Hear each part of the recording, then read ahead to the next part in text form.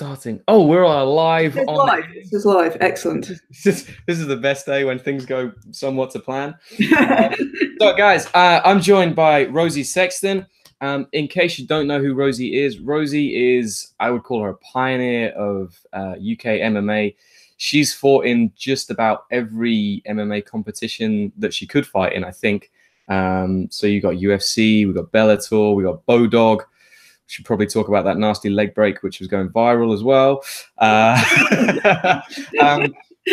Rosi, I mean, she's an incredible competitor. I remember coming up in the Jiu Jitsu in that kind of MMA thing, and everyone was talking about like how good Rosi was, and it was cool. We met at a few events down the line, so it's been great kind of seeing her grow. And now she's kind of gone into the I say gone into, she's done a huge amount of stuff, but going into the like physical therapy, osteopath kind of world, and she's making some great strides in there. So let's dive in. I'm going to switch over to Rosi. Hopefully that was a good enough intro for you, Rosi. Is there anything you'd like to add?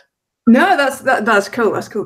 Like I said, at the moment, my big thing at the moment is putting broken fighters back together again, which it's sort of, I kind of see it as completing that circle. You know, it's the other side of the coin, that sort of, you know, fighter, warrior, healer kind of, you know, updated for the 21st century. That's sort of what we're aiming for. You know, 21st century of reboot of Mr. Miyagi. That's kind of how we're pitching this. It comes back to my fly flying around and me trying to grab it out of the thing. Yeah. Haven't mastered that one yet. That's cool. So you've give us a little bit of background on you. You're presently an osteopath, correct? Working at a combat sports clinic. Yeah. Where's that based? That's Manchester, is it? So we're in Solihull. Okay. So yeah, we've been here for a couple of years now. So okay. That's sort of where I work from. I mean, the idea with, because I run my own osteopathy clinic here. Yeah. The idea with combat sports clinic was to take some of that knowledge online, if you like, because I know for a lot of martial artists, grapplers, combat sports athletes, fighters, people can really struggle finding good advice about injury management that's applicable to them, because a lot of the time, you know, you can go to, you know, you pick a random physio off the internet and they might know their stuff as far as the human body goes, but when it comes to getting you back to your sport, they don't always have that that background. So what I've tried to do is to sort of answer some of the questions I get asked all the time by the guys I train with, by, you know, the fighters who come and see me, and to put some of that information online and put some things out there so that people can help themselves as well. That's awesome. I know from my experience, it's always been a thing. If I can find someone who's done a little bit of jiu-jitsu or anything like that, it makes the world of difference in terms of them just understanding like the rigors of what your body's put through, but also where the stresses and the stress points tend to come from as well. So it's an amazing resource to have as well.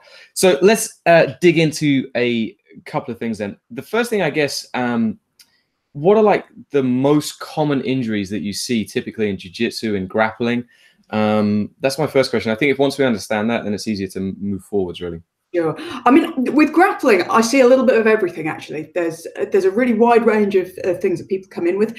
I mean, if I'm looking at a top 5, perhaps, lower backs are always a common one, particularly in people who play a lot of guard, who spend a lot of time flexed, spend a lot of time playing bottom position. I think lower backs can be a real big issue for some of those players. So that's probably number 1 or close to number 1. Neck injuries are another common one. I mean, I've got a big bee in my bonnet about necks at the moment. And I mean, this is one of the reasons that I've been doing some work on it, is because the number of people I see coming into my clinic with neck injuries. And a lot of the time, by the time people have picked them up, by the time people get to me, they're already at a stage where things are quite bad. And this got me thinking, well, we could be doing more to prevent this. So that's we'll get more onto that later. Okay, cool. But yeah, so necks is that's another one. Shoulders, I see a lot of general rotator cuff grumbliness is the bucket I'll put that in. And I mean that can range from anything from a minor niggle to something quite serious. Okay. So you see the whole spectrum with those. I mean, sometimes you get impact injuries with shoulders as well, when somebody's sort of fallen on a shoulder or fallen on an elbow. And again, you know, that falls into that same bucket. Okay. So then knees would have to be in there. Obviously, you know, you've got your non-contact knee injuries, so things that just happen in the course of. I mean, it can be anything like warming up. Even, you know, I've had people come in, but they've injured their knee doing jumping jacks in a warm up, and obviously, you know, with things like leg locks, heel hooks, things like that. Especially with that being so popular at the moment. I'm seeing a bit of that sort of coming through my door. Not as often as you might think, but again, there's a fair few of those. And again, sometimes they can be quite nasty when they do happen. So of course. I mean, that's serious injuries with knees, right? Well, I guess all these are relatively. I mean, your ACL rupture is the standard one that again I see still too often. But I mean, again, the thing with knees is they can be quite varied because there's a few different. I mean, you've got 4 major ligaments in the knee. You've got the meniscus. You've got the patella at the front. So you've got that sort of patellofemoral pain. So there's quite a variety of different things you can get with that. And then 5, it's probably a tie between either ankle sprains or elbow issues, sort of tendinitis at the elbow. Yeah. Okay. Tennis elbow, golfer's elbow, those sort of presentations. So those are the things that I see most often, I think. Is there a thing that you see that's like typically causing these things? For example, is it that it's poor body control? I mean, for example, I just had a guy, one of my brown belts, guy jumped close guard on his knee and tore his MCL, LCL, and the meniscus. So is it that kind of thing where it's kind of carelessness, or is it more like a repetitive use thing, or is it more of a long-term problem that people are just putting themselves in? I mean, it's some and some. I mean, you always see the odd sort of freak accidents, you know, something happened and there wasn't an injury there before, and then all of a sudden there is, you know, that the sort of acute traumatic type injury. So you see some of those. They tend to be a minority, I think. Okay. I think more of what I see tend to be the longer term chronic stuff that builds up over time. So when I talk to people about what happened, probably more often than not, they'll say, well, it wasn't one particular thing, or maybe there was one particular thing, but it had been bad for a while before that. And then something just tipped it over the edge and made it worse. So that's, I would say the most common ones we see are the repetitive things. So tendinopathies, that's a classic one. I mean, in terms of spinal issues, like I say, I see a ton of lower back problems. And again, I think that's particularly to do with the mechanics of jiu-jitsu. We spend a lot of time hunched over, right? This is it. We're spending a lot of time in loaded flexion. Now, so almost the traditional view on this is that you shouldn't be loading your spine in flexion. It's like when people, you know, if you see somebody deadlifting really badly in the gym and they're putting a lot of weight on a flexed spine, typically that is one of the common places where you'll often see injuries. But when you think about it, that's what we're doing a lot of the time in jiu-jitsu. When you've got a heavy guy on top of you in closed guard and they stack you up and then sprawl their weight into you, you're loading your spine in flexion. So to some extent, that is a problematic position. Now, there are things you can do to strengthen that and to prevent problems. And again, this is something I spend a lot of time working with athletes who have had back pain, working on that with them. But again, it's one of those things where it's a bit difficult because we're never going to completely avoid those positions, obviously, because they're part of the sport. So we have to train the body to deal with it better. Okay, so I guess for you then, the people that you see is like almost the end result where they've got to the point that they're broken, and now they need to be fixed, which is always the point that people suddenly want to do something about it. No one likes the prehab side of things because it's not particularly exciting. Absolutely.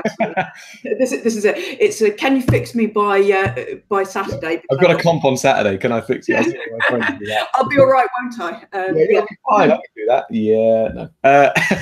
So going like really far back in that sequence, then I guess the kind of first problems or first issues or things that you can do to prevent that, what would be kind of some generic advice that people could start implementing, you know, as soon as possible, so that they don't end up at, like, you know, down the line having to come and see you or whatever? Yeah, so I mean, one of the big things that I have is, and I'll always encourage my fighters and my grapplers to do some form of strength training. Now, it doesn't necessarily have to be a lot.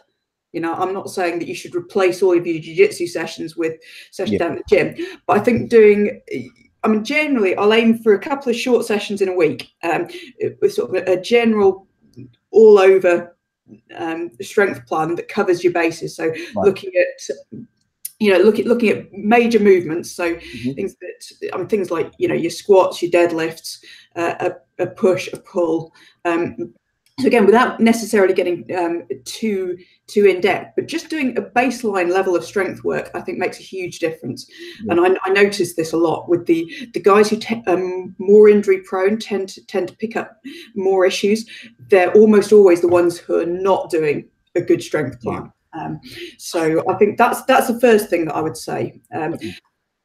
The next obvious question that people are going to say is, like, how long should this, how much, you know, they don't want to impede their jiu-jitsu time, because that's the most injured.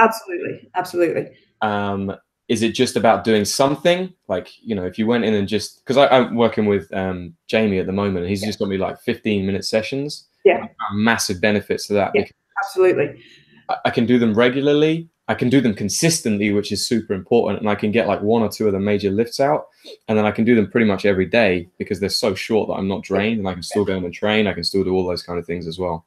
Yeah, I mean, I think this is a great approach for people that are training for another sport. So, I mean, what I'll look at doing is either doing maybe 2 sessions in a week, or splitting it down, as you've done, into shorter sessions more often. But it's one of those things where I think the 80-20 rule applies. You know, I think you can get the majority of the benefits from doing a relatively small amount of work, but the difference between some and none is massive. So again, I mean, I'd say, you know, even if you're just picking a few big lifts, like I say, I mean, I love deadlifts. But for grapplers, the deadlift is absolute king of exercise. I think that makes such a difference, because you can hit, you know, you're working grip, you're working lower back, you're working legs, glutes, you're working shoulder girdle, so that's stability through the upper back and the scapula. So I think, I mean, in terms of bang for your buck, that's one of my absolute favourites. Isn't it something like 80% of the muscles are worked in a deadlift, or something crazy like that? Right? Like I say, it's a really, really good exercise. And again, this is one of my things for lower back issues. For people with lower back issues, I will often try to get them doing deadlifting.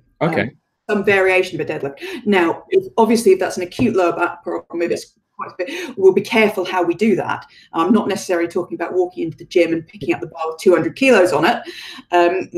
You know, sometimes we'll start with a fairly light kettlebell and just get them doing movements, for example. But I think doing some form of deadlift, and again, it might be a full deadlift, it might be a Romanian deadlift, it might be, I mean, even things like, you know, your single leg RDLs and things like that, they fit in there as well. So we'll find the right variation for that person. And I mean, obviously, if somebody's got lower back is resilient enough, and, you know, building it up so that they're doing a full deadlift, I mean, has an awful lot of benefits. So that's something that I will often work on with my grapplers, particularly those who have a history, because there's a particular sort of almost body type that you see, people who are fairly tall, fairly lanky, fairly bendy. And you walk in and you say, "You play a lot of guard, don't you?" And they'll go, "Yeah." And usually they're commonly the ones who get lower back issues, because they're spending a lot of time using that lower back flexion they've got, which often works really well for them when they're playing that guard game, until all of a sudden it doesn't anymore, because it starts hurting. And that's when we start saying, well, actually, we need to get those extensors stronger so that they're supporting the back better in that position. You're not relying so much on your ligaments, on the passive structures of the spine, which are more easily damaged. Okay, cool. I've heard you talk as well about lunging as well being an important thing. Yeah, I mean, I love lunges as an exercise. I think, I mean, I think the single leg strength work, and again, you know, which variation you pick is actually whether it's a lunge or a split squat, or, you know, there's a whole series of progressions that you can use with those. But I think doing an asymmetrical lift with the lower body, it carries over very well into the kind of positions people are going to be in when they're using it. So when you're wrestling, for example, a lot of people are, or most often, we're in that split stance. So again, being able to having that effective level change, that's really important. And also, I think, I mean, again, it's one of these exercises where it hits a number of different joints. So I give this to people for knees, for hips, for lower backs. I think, you know, I think it can help with all of those issues. So okay, what is the so what about that's very much, we talked a lot about like kind of lower body, back and things like that. I know we talked you said one of the other things was shoulders were a problem, rotator cuffs. What kind of general exercises can be done for that? Is it going to be things like overhead presses, or are you going to be more like pull-ups, or what's going to be the thing for that? So I think shoulders can be a little bit tricky. Usually when somebody's got a bad shoulder, the first range that they start to notice that in is the overhead movement. So when they're sort of overhead pressing, it'll start to feel a bit pinchy on the top, for example. So I think a lot of the time when somebody comes to me with shoulder pain, the first thing I will often do is take out that overhead movement. I'll say, let's just focus on more of the horizontal movements first. So I think horizontal rows are really, really important. Again, they tend to be neglected. People tend to do more vertical pulls, so chin-ups and that kind of thing, and not so much in the horizontal plane. So you're talking about like laying on a bench and then rowing, pulling heavy dumbbell row, for example, or your even sort of recline rows off rings or a TRX. Okay. So I'll often get people doing those. Then what I'll tend to focus on is a good rotator cuff strength plan. So again, I mean, a lot of the time, these people are getting pain either because there's a problem with the rotator cuff, so there's a problem with the tendons, or there's a bit of a tear or something like that going on. Or in some cases, it's just that the rotator cuff isn't adequately controlling the position of the shoulder. So the thing with shoulders is they're a trade-off. We've got a lot of mobility at the shoulder, but that means that the shoulder socket itself isn't very deep. And because of that, people more often get instability at the shoulder than anywhere else. And because of that, it's really important that this rotator cuff, this group of muscles around the shoulder, controls the position of that shoulder joint. So one of the things that I'll work with people on is doing a lot of rotator cuff strength work. Again, if somebody's in a lot of pain, we have to be careful how we do that without flaring it up. But then once we get them out of pain, it's into building that up and giving them heavier loads. I mean, one of the things that I find grapplers tend to have a problem with sort of standard physio exercises sometimes. And I think one of the biggest complaints is they're not really hard enough. You know, people sometimes don't put enough load on those exercises, and that can mean that they're not getting the benefits that they should be from those exercises. Oh, I've lost sound. Is that more? Is that more? Got you now. I've got my fly buzzing around, so I'm muting my mic, and then I just forgot to turn it on. So what I was going to ask, is that more of a psychological type thing? So that even though they're using a relatively small weight, they're still getting the benefit of it, but then they don't feel like they're actually doing anything because they're working such small kind of muscles. To some degree, that's true. And I think the other side of that coin is that to some extent, some physios just don't load things heavily enough. I mean, one of the gripes I have with people in my line of work, so I mean, by that I include physios, osteopaths, sports therapists, you know, all of us who are treating sports injuries. I think sometimes the trouble is when you go and see somebody who's not an experienced sports person themselves, I think their perception of what constitutes an exercise is a bit different from when you speak to somebody who's an athlete or a serious sports person. And I mean, I see physios prescribing things, you know, you're going to do 300 leg extensions with no weight. It's like,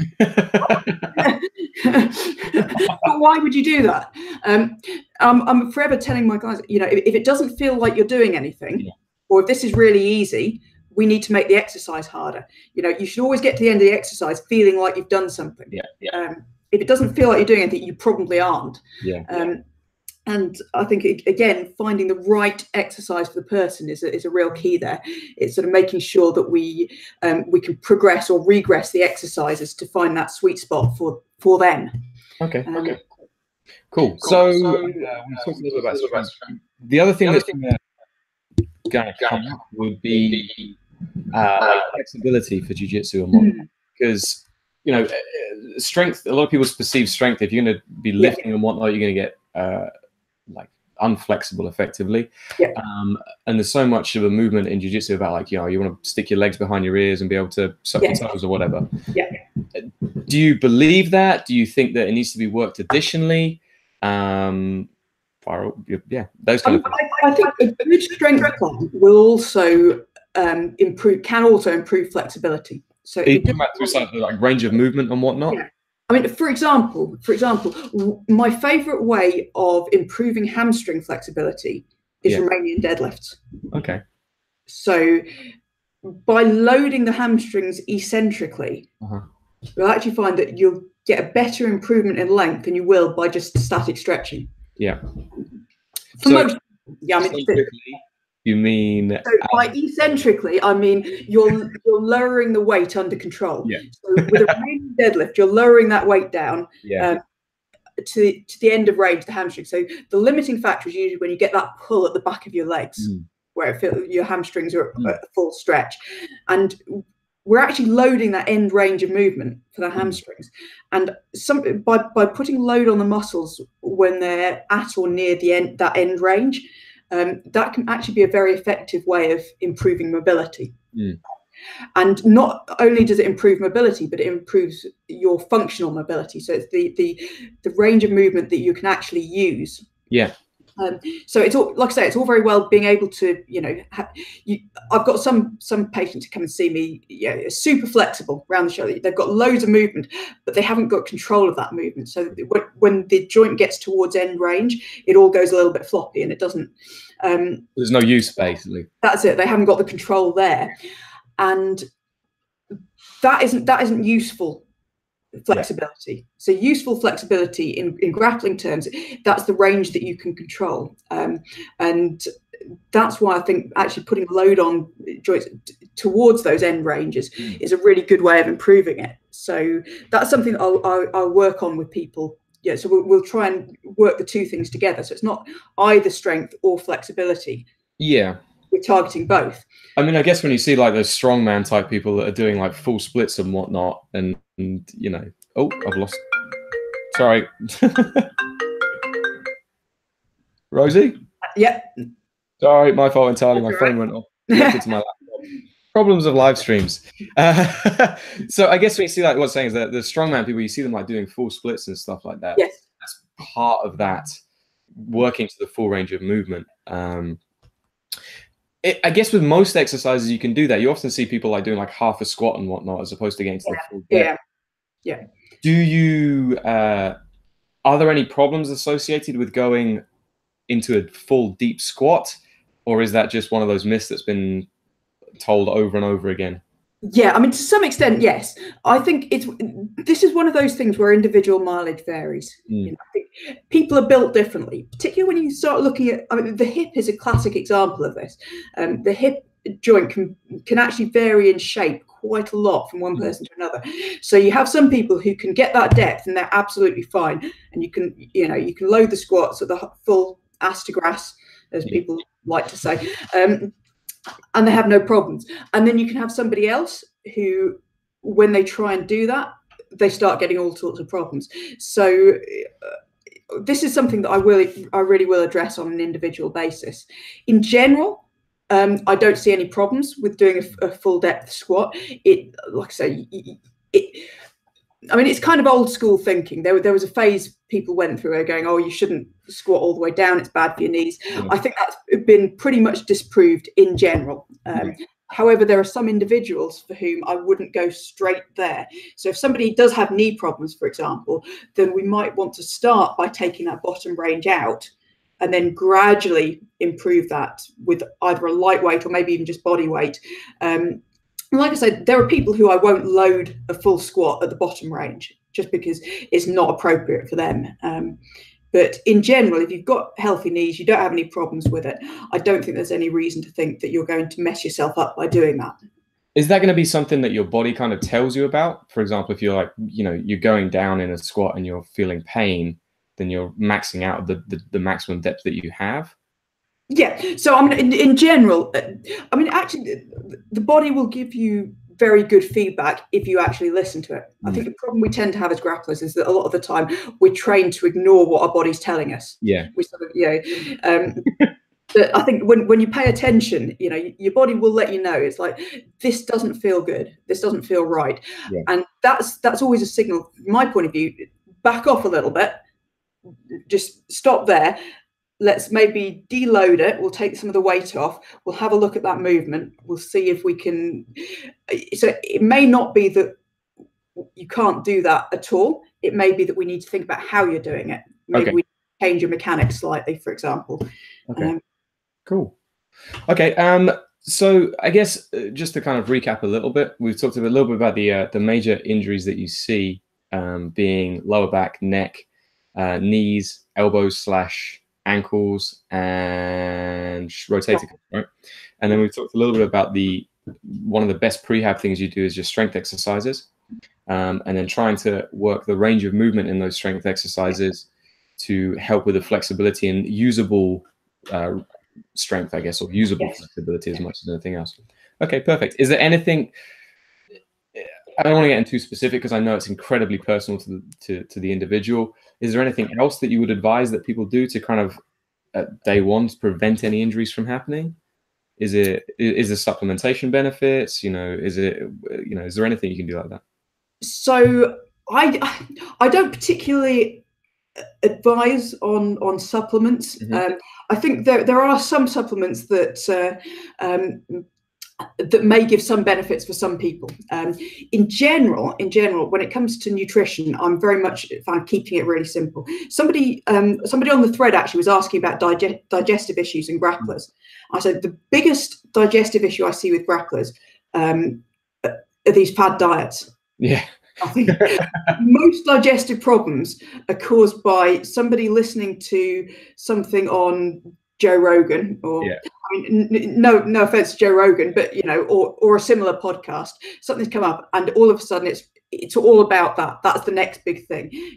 We're going to go on a meat only diet, and all of a sudden your digestive system is doing something like you throw it into a completely different environment from what you're used to, and then you start getting issues. So I think this is something you see a lot. And I think it's sort of symptomatic of the fact that people like to have simple answers to questions. Because people like to have somebody come along and go, this is the big thing, this will fix all your problems. I think it's CBD oil at the moment, it'll cure cancer, it'll do everything. Just take this, everything will be fine. And again, people buy into it 3,000%, and sometimes that can cause problems of its own. Like I said, especially with things like nutrition and supplements, when these things, I mean, they can have side effects, So, I mean, with all of these things, sort of taking it with a pinch of salt, and kind of. Again, my attitude to diet is sort of the old advice of eat food, not too much, mostly plants. Works pretty well, right? That's exactly what Mike said. That works pretty well for most people. And I mean, again, sometimes some people will need to tweak what they're doing or something, but keeping it simple works pretty well. Keep it simple, stupid. It's always the best way, right? Yeah. I mean, the old stuff that's been around for ages, it's been around for ages for a reason. Yeah. And a lot of the time it's because, you know, the fundamentals work really well. It's the same as, you know, as you know, with jiu-jitsu itself. People always want the new fancy technique, or, you know, you're spinning, flying, omoplata, the heel hook, whatever. But most of what works, you know, what you're getting 95% of your results from are those fundamentals. And if you do the fundamentals well, that will take care of most things. Then you can look at, you know, what you need to get the, you know, when you're looking at, you know, the difference between being number 5 in the world and being number 1 in the world.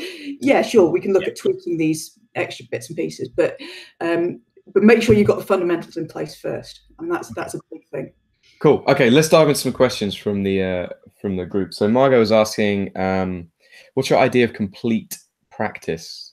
I think it's to do with I feel that the typical competitor lifestyle in BJ is very incomplete. What would you suggest is the most suitable format for training as a full-time athlete? Is schedule versus intensity and that kind of thing?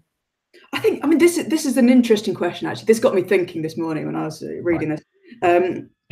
I think the idea of completeness it's tricky, because to be the best in the world at any one thing, you have to be quite one-dimensional. You have to be have quite a narrow focus, and that in some ways is a good thing. It enables you to perform at that high level. On the flip side, you are always compromising something. To be, you know, so I think where you draw that line for you, you know, how balanced you want to be versus how much you want to invest in going down that sort of really specialist route. I think that's something that every individual is going to be in a different place on. So I mean, there's balance for health, for example, which is a different place from balance for being a top level competitor. So again, it very much depends on your goals. Now, I mean, we can talk about balance on from a few different perspectives here. So you talk about balance biomechanically. So jiu-jitsu guys, we spend a lot of time using flexing muscle groups in general. You know, forearm, finger flexors, trunk flexors. You know, we spend a lot of time sort of curled forwards into that ball position. And I think counteracting that by doing, I mean, as we've talked about, doing some strength work that focuses on the extensors. So, I mean, again, deadlifts would fit into this category. Again, when I start talking to people about fingers, I'll get them working the extensor muscle groups, the forearm finger extensors, wrist extensors, to balance out the work that they're doing with the flexors. So I think you find that in terms of joint health, having strong muscle groups on both sides of the joint is the key to keeping that joint healthy. So from a biomechanical point of view, then you can look at energy systems, for example. And again, when you're looking at how people train, a lot of the time people spend if you look at sort of high intensity training versus middle intensity training versus low intensity work, and looking at sort of how much people do of that through the week, a lot of the time you see people spending quite a lot of time in that middle zone. Where sort of, and if you talk to strength and conditioning coaches, they'll refer to that as the grey area. That's where you don't want to be. Generally, in terms of sort of maximum benefits, you either want to be working at low intensity or high intensity. Because both of those things will give you different benefits, and you want to spend more of your time in the low intensity zone with high intensity work there as well. Is that going to a way that you can kind of track that monitoring? Is there going to be something like heart rate, which I know someone like Joel? I mean, this is something that, I mean, the technology has really improved recently, so it's definitely worth looking into, because you can get these heart rate monitors that store the heart rate data. So at the end of the session, you can download it. I mean, I've got a Garmin one that I use sometimes. So you can download your data for the whole session. You can see what your heart rate's been doing, how much time you've spent in each of those zones. And I mean, I think sometimes it's surprising when you do a jiu-jitsu session. I mean, I'll do a jiu-jitsu session these days, and you know, I'm not in peak competition shape right now, but it's sometimes surprising how hard you've worked in that session. Yeah.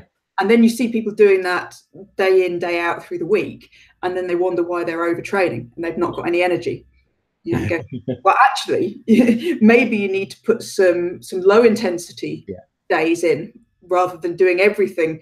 You know, I always say that if you've got somebody who, if you're always training at 100%, you're never training at 100%. Because if you impossible, isn't it? Yeah. This is it. If you're going as hard as you can all the time, you never really hit your maximum because you're always down. So is the volume that each that you'd spend in, say, high, like close to 100% versus low intensity, is that that's gonna individual based on the person? To some extent, yeah. And I mean, the other thing is it's something that you can improve on over time. So your body will adapt to what you do, but what people tend not to respond well to are sudden changes. Yeah. So particularly when you've got somebody who's had a couple of months off, for example, they've just gone back to training, they're super enthusiastic, they've got a competition coming up, they want to hit all the sessions in the week. Yeah. A lot of the time, that's where things will go wrong. You know, you've got fighters who've been out of camp, taking it easy, eating pizza on the sofa. Suddenly somebody offers them a fight, they're back in the gym. That's very often where we'll see the injuries and the illnesses start to come in, because it's that sudden change that the body's not ready for. Well, that was really what happened to Ricky Hatton a lot of the time, wasn't it? He'd go through ballooning, and it would always affect his opponents because he'd be spending half of his camp trying to get back to weight. That's it, absolutely. I mean, this is a problem that you see with fighters a lot of the time, actually. So. So it's really I guess the mentality is using the camp to peak ready for the fight, not as a time to be like, right, I'm going from 0 to 100. It's like, no, that's it. You need to work going into that. I mean, what I always say to people, you need to gradually progress it. So, I mean, there's a general rule of thumb which says you shouldn't increase your loading by more than about 10% a week. And I mean, that's not an absolute figure, but it is a good general rule of thumb. It's I think that when you think about it that way, you kind of go, well, if I want to be here by fight time, let's work back from that. So if we go, 10% increments, actually, I need to be starting over here. You know, I need to be at that level going into my 8 weeks in order to be here for the fight. And sort of thinking about it from that point of view, it gives you a different perspective. Yeah, very much so. Interesting. Okay, let's move on to the next question because there's a few. This is from Josh. First one, he's having instability left knee after his meniscectomy. In 2 years since the surgery, is there anything you could do to help with that? So, I mean, again, usual caveats apply. I can't do individual diagnosis, of course, because that's something that you need to speak to someone on an individual basis about. But in general, what I'll look at with knees, particularly post-surgery, again, you've got your two main things is mobility and stability. So something you tend to see after knee operations, meniscectomies, that sort of thing, a bit of a loss of mobility. That can often have an effect, and that will then often sort of feed into the muscles not working as effectively because you're not managing to get that normal range, you're not getting that normal loading going on. So mobility, strength. And what I'll generally work on with people is building those back up, combining the two, obviously, looking at those movement patterns like we were talking about, squats, trying to get that depth, for example, looking at your single leg work. So all of those things. When people talk about stability problems, I think it's important to try and understand where those stability problems come from. So you can have a stability problem because you haven't got the structural support. So maybe the ligaments are lax or something like that. But a lot of the time, what it can be is that the muscles aren't functioning effectively, or they're not firing effectively in the right places. So again, by working on sort of basic strength work through your full ranges of movement, and then building up to doing a bit more dynamic strength work. So what I'll often do when I'm rehabbing a knee is once people have got the movement back, they've got some basic strength, then we'll start going into the more dynamic movements. So things like jumps, landing, hops,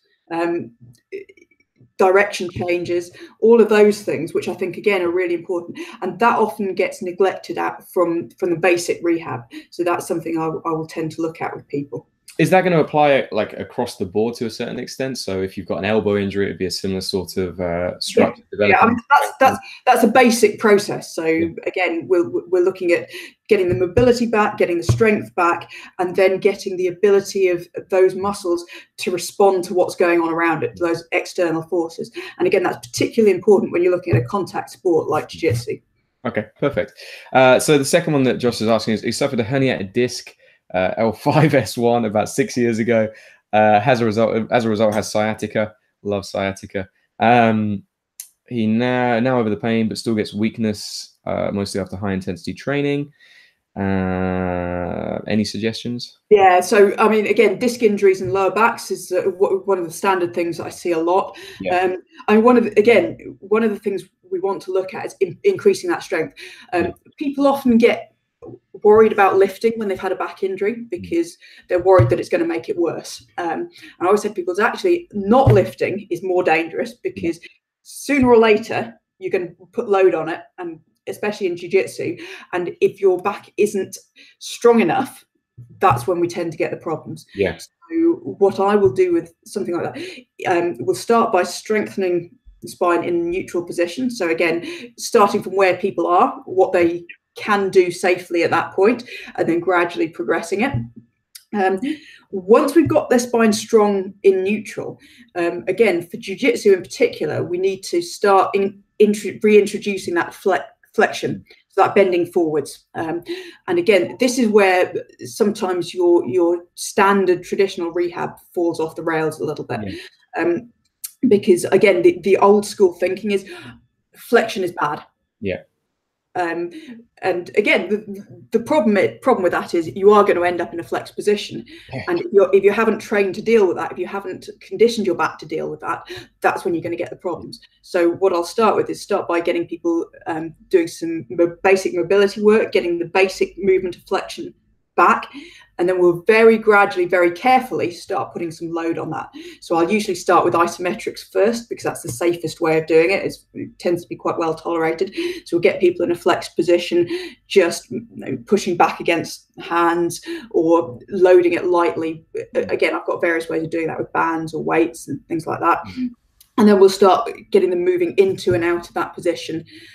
Obviously with very lightweight first, with something that their body can tolerate, and then just gradually progressing that. Yeah. So that's the sort of thing that I would look at with disc injuries. But again, it's important to progress that on an individual basis with what that person can. Of course.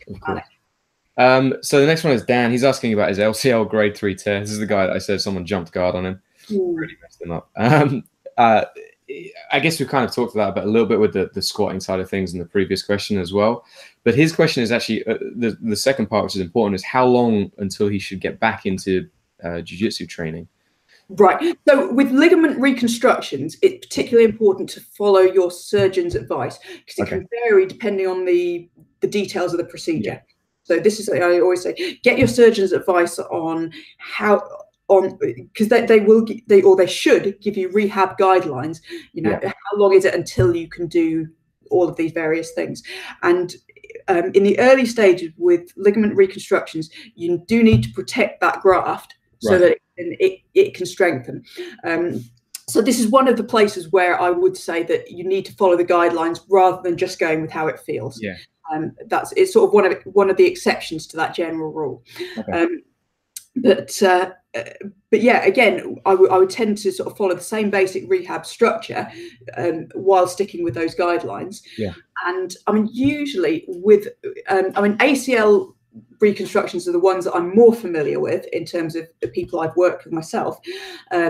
Generally, they're looking at rehab of sort of somewhere between 6 and 12 months. Wow. Okay.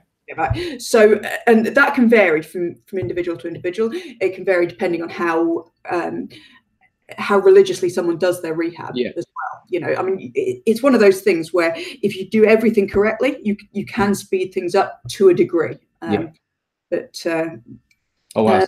But is that I guess no, there's no general guidelines as to how quickly you can get back into training. Then it is just solely down to the individual, surgeon's advice, physio advice? I mean, like I say, I would with that.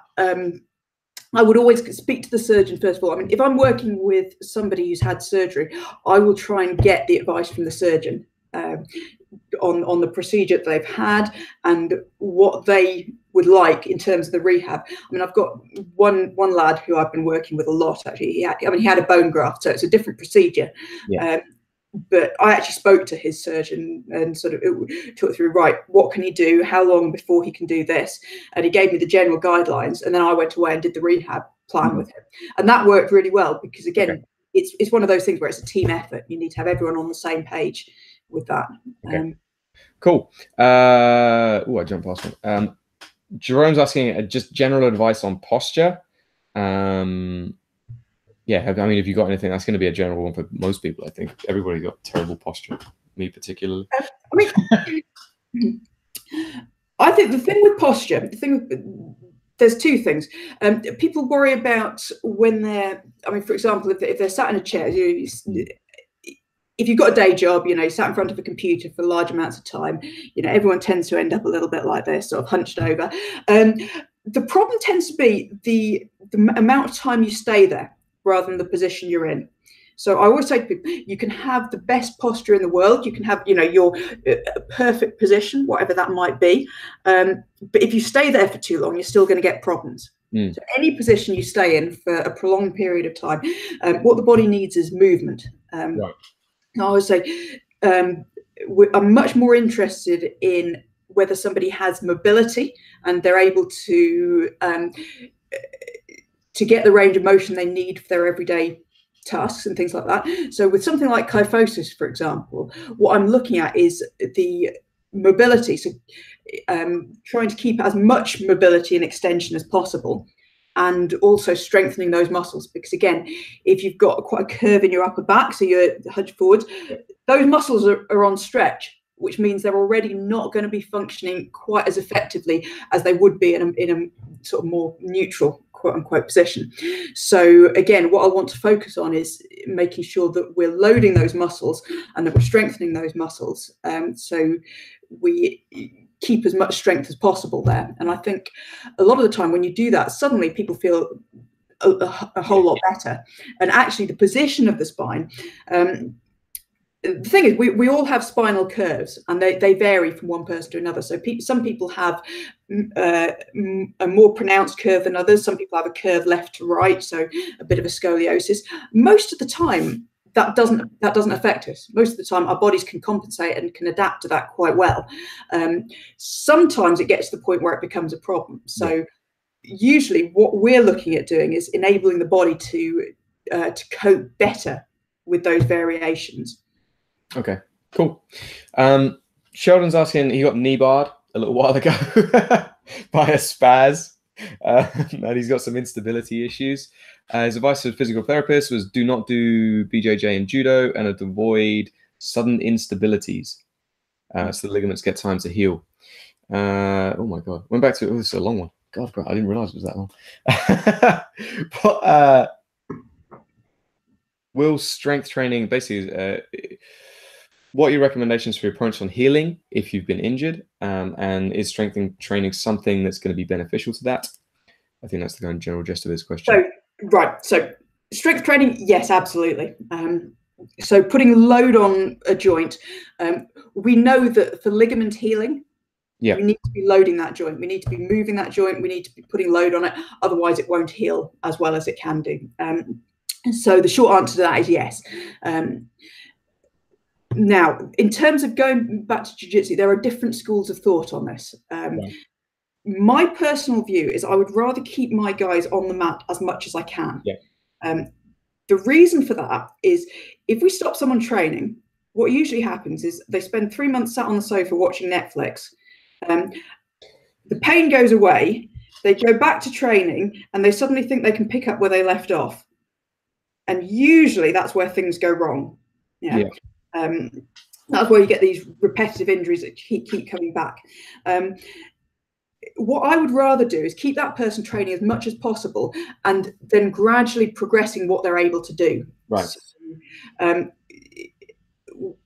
in the early stage, you may need to limit what you're doing. So maybe stick to just drilling, or stick to drilling in positions that you can manage, or, you know, sitting things out if you can't do it, maybe avoid rolling, and sort of gradually build yourself back up.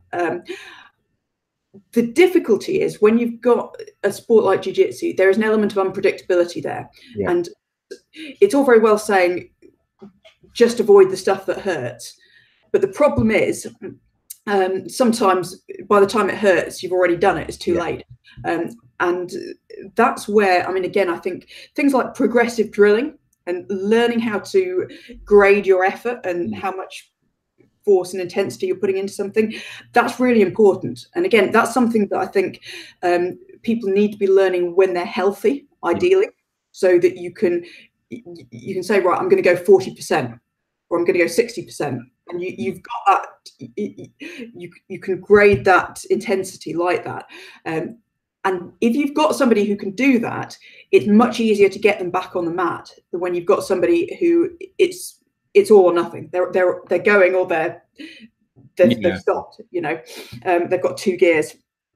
So I think, and I mean, again, we all know people who just can't roll light, and you know, I mean, I think it's something that a lot of us struggle with at times, but in terms of rehab, it's a really useful skill, and it's something that's very hard to learn when you're injured. It's something that you need to already be able to do, I think. But even then, like I say, what I'll usually do is, by getting people back on the mat and trying to get them to restrict the position they're in, or do a particular drill which will challenge them, but not too much, and that sort of thing. So I'll try and keep them doing that, and then we can gradually expand what they're doing. Yeah, it's very much kind of working around the injury, trying to aggravate it further. And I mean, there are risks involved with that as well. You know, I mean, I think, but my feeling is, having worked with a lot of combat sports athletes, generally the people who do that tend to do better than the ones who just stop training altogether and then go back to it. Yeah. Okay, cool. Well, I got a lot more questions, so I'm going to go for quick fire answers now, okay? We've already talked about that. 6 most beneficial movements exercises to keep your body mobile. Okay, so I came up with a list here. I came up with a list. I mean, a lot depends on the individual, but if I'm going to pick 6 overall, I would go with some kind of hip bridge, hip thrust. Okay. Variation, a lunge or a split squat variation, some kind of hip hinge or Romanian deadlift type variation, a row, a horizontal row, a crawl, and a Turkish get-up. Okay, good, cool, excellent, good quick responses, Rosie. I know you're on top of these. Probably we've talked about that. Are flat feet problematic for grapplers? If so, how to remedy the fix? They can be. People think of flat feet as a structural issue. You know, so, I'm born with flat feet, it's genetic, whatever. I think a lot of the time, flat feet tend to be more functional. So part of the problem is our modern footwear, we tend to have these big padded trainers, which mean we don't use our foot muscles as much as maybe we would have done historically in evolutionary times. And because of that, I think a lot of the time we don't have that strength in our feet. So when suddenly you take your shoes off and you get on the mat, our feet aren't conditioned to walking around barefoot all the time. So what I'll often work with people is, I'll work on foot muscle strength, I'll work on calf strength, so calves, the front of the shin as well, muscles in there, and I'll also work on the hips. So I think weakness around the hips can also contribute to having a functional flat foot. And with those things, usually we can get on top of any symptoms. I mean, generally I say with these things, if you're not getting symptoms, it's probably not a problem. I mean, sometimes things can build up to the point where you get symptoms. But again, flat feet is one of these things that is a diagnosis people tend to come out with when you go see a physio. I kind of go, oh, you've got one leg longer than the other, you've got a twisted pelvis, your feet are flat, you've got a scoliosis, almost anyone who's, will come out with one of those things or a combination of those things, because most of us have some of those going on. The question is that a problem? Yeah. And I think that's the more difficult question. Yeah. So like I say, if somebody's got flat feet which are causing them issues, then those are the things that I would look at first. Cool. That was kind of a quick answer. I'm doing my best. I know. You can talk more than I can. It's amazing. Which exercises are key to rehabilitating shoulder separation? Shoulder separation. So again, I'm assuming we're talking about acromioclavicular separation here. So again, I would start by getting basic movement back, so basic mobility work, working into sort of overhead movements, gradually building that up.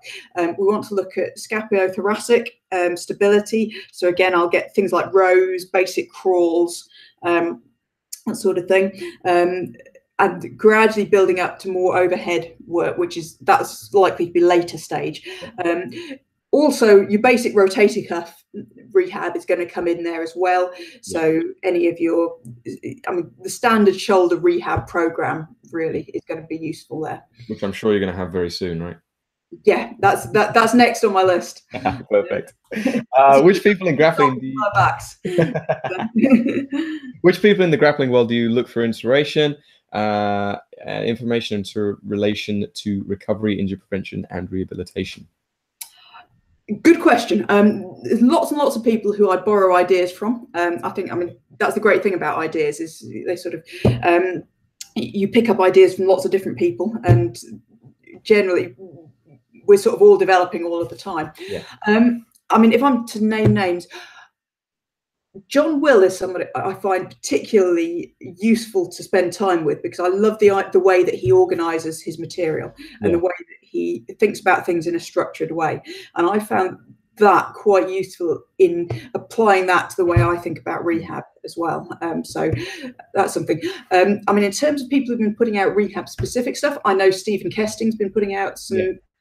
I quite like a few bits of his that I've seen, but like I said, there are lots of people I could mention in that bracket. Okay, cool. I'm going to move on to, we've dealt with a little bit of the rotator cuffs anyway. Finger taping. Does it work? Do you need to do it? Is pulling and twisting your fingers and making it pop a good or a bad thing? So finger taping, if you've got an injury, absolutely, go ahead and tape it.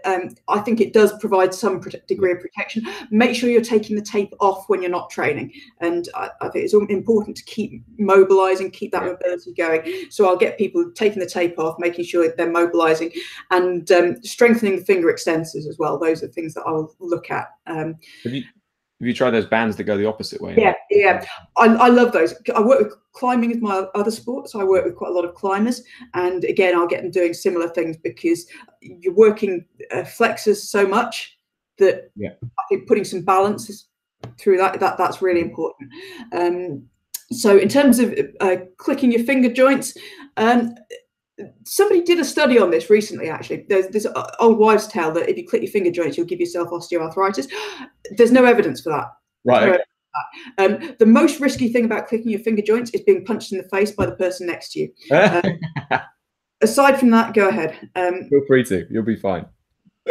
Cool. We've looked at tight hips a little bit. Okay. Cross-facing. Cross-facing, this comes on nicely to it. Cross-faced hard, I often get elevator scapular issues for the next 4 or 5 days when I turn my neck.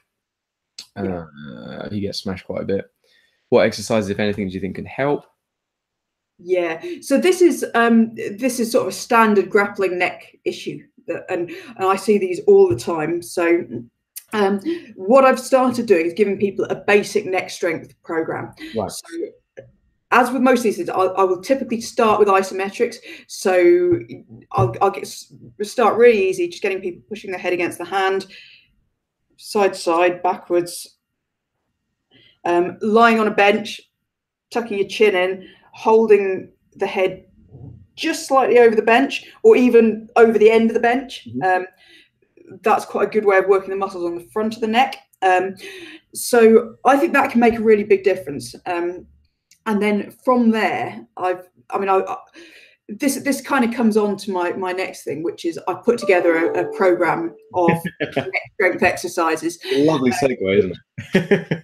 These are the ones that I tend to use with the grapplers and the fighters that I see in clinic, and I find that they work really well for those guys.